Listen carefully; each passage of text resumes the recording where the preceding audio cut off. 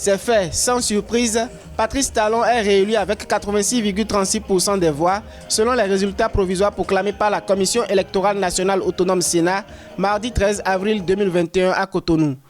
Le duo Patrice Talon-Mariam Chabi Talata était face à deux duos candidats peu connus des Béninois.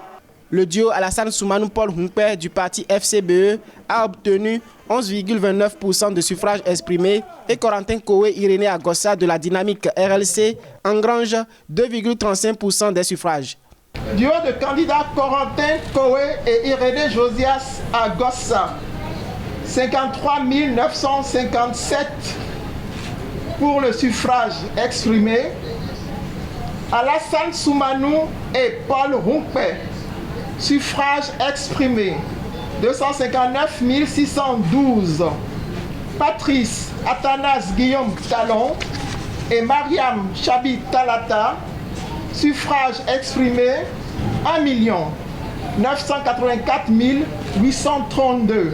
Le scrutin du 11 avril 2021 s'est déroulé dans le calme dans de nombreuses villes du pays, mais selon la Sénat, le vote n'a pu se tenir dans 13 arrondissements sur 546 que compte le pays. Le taux de participation était l'enjeu de ce scrutin sans suspense. La plateforme électorale des OSC a révélé 718 incidents et 26,47% de taux de participation. Cependant, selon les chiffres de la Sénat, ce taux est de 50,17%.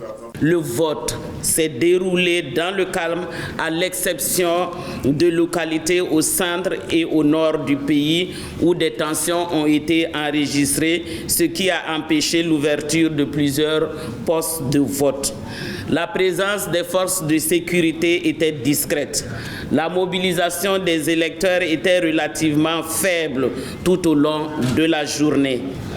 La mission d'observation électorale de l'Union africaine recommande le renforcement de l'éducation civique et électorale afin d'assurer une plus grande participation des citoyens aux élections.